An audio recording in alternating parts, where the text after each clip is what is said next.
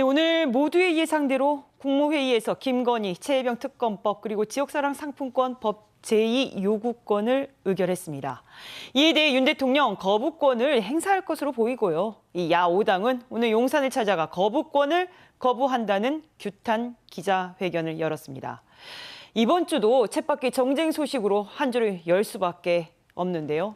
이 한 주간의 주요 정치 이슈 최용선 더불어혁신정책연구원장님 모시고 함께 얘기 나누겠습니다. 어서 오십시오, 원장님. 안녕하세요. 네.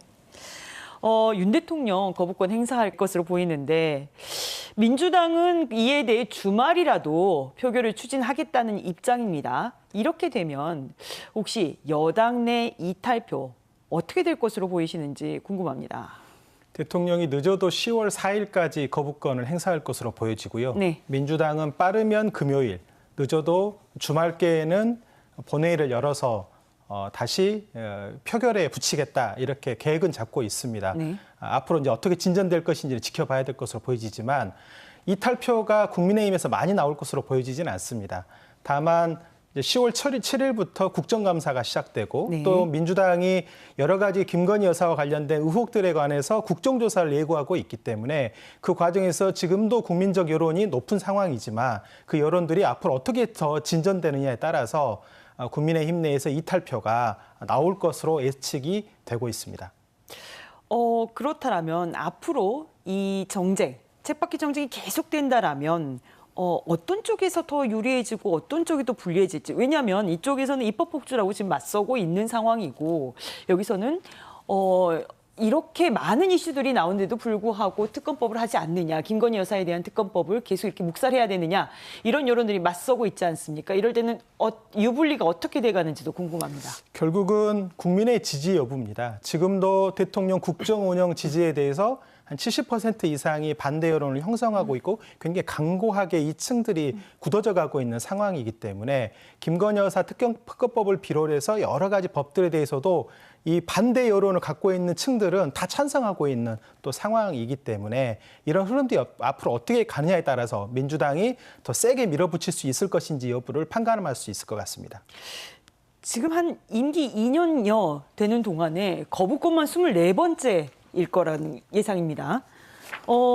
이 도돌이표 정치 어떻게 막을 수 있는 장치가 없는지 국민들 궁금해하실 거예요. 어떻습니까?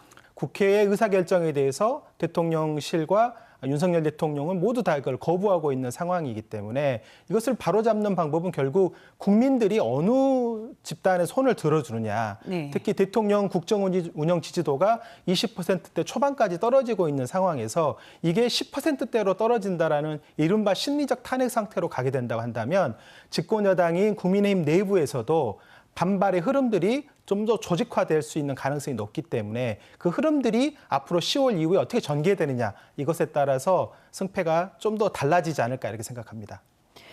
지금 당정 갈등도 사실 만만치 않았어요. 지난주 대통령실 한동훈 대표의 만찬에서도 사실 불협화음들이 굉장히 있었지 않습니까? 이 와중에 국민의힘은 단일 대우를 강조하고 있지만 상황도 여의치 않아요. 또 오늘은 김건희 여사 공천 개입 연루 의혹과 관련해 이 김영선 전 의원 자택이 압수수색 당했습니다. 정치적 파장 어떻게 지금 전개될 것으로 보이는지 궁금합니다. 결국 마지막에 한동훈 대표가 헤어질 결심을 언제 하느냐 여기에 저는 관심을 우리가 가져야 된다고 생각합니다. 헤어질 결심이요. 네, 지금 용산이 한동훈 대표를 탐탁치 않게 생각하고 집권 여당인데도 불구하고 집권 여당 대표와 어느 거 하나도 내밀한 얘기를 하지 않겠다라는 것들을 지금 대통령실이 보여주고 있는 거 아닙니까? 네. 한동훈 대표도 그것들을 알면서도 자꾸 독대를 요청하는 것은 어떻게 보면 어느 순간 헤어질 결심을 하는 타이밍까지 명분을 쌓기 위한 하나의 포석으로 보여지게 되는 것이고 이 과정에 김건희 여사가 전반적인 국정 운영뿐만이 아니라 공천 개입과 같은 여러 가지 사안들이 어찌됐든 현실화되는 구체화되는 그런 사안이 벌어지게 되면 한동훈 대표로서는 대통령을 껴안고 이 다음번 선거까지 갈 것인지를 판단해야 될 것인데 그러기는 쉽지 않아 보이고 결국은 10%대로 국정운영 지도가 무너지는 상황이 닥치게 되면 헤어질 결심을 하지 않겠는가 이렇게 생각합니다. 국민의힘 여당 입장 안에서는 계파 간의 갈등이라고 하고 있습니다. 지금 심화가 되고 있어요. 이 어느 쪽이 승리할지는 사실 점칠 수 없는 상황인데 여기에 대해서는 어떻게 전망하고 계신지 궁금해요. 현재 권력과 미래 권력 중에 누구의 손을 잡을 것이냐 이 선택의 기로에 서게 될 것입니다. 네. 이른바 108명의 국회의원이 108번의 시간들을 저는 거칠 거라고 생각합니다. 한 명 한 명이 이번에 10월 10일 날 이제 이른바 선거법 관련된 공소시효가 완료되는 시점 이후부터는 네네. 대통령과 같이 선거를 치러야 될 일이 없기 때문에 이 108명의 국회의원들이 번뇌의 시간을 거친 다음에 누구랑 손을 잡고 이 다음번 총선까지 나아갈 것인지를 결정할 거로 보여지는데 아무래도 현재 권력인 윤석열 대통령보다는 미래 권력인 그 한동훈 대표가 시간은 내 편이다 이렇게 생각하고 있는 것 같습니다. 아, 108번. 네, 알겠습니다. 이 지역에서는 지금 재보선 보름여 앞둔 영광이 굉장히 뜨겁게 달아오르고 있습니다. 각 당이 총력전을 다 하고 있는 모양새입니다. 선거 판세 어떻게 점치십니까?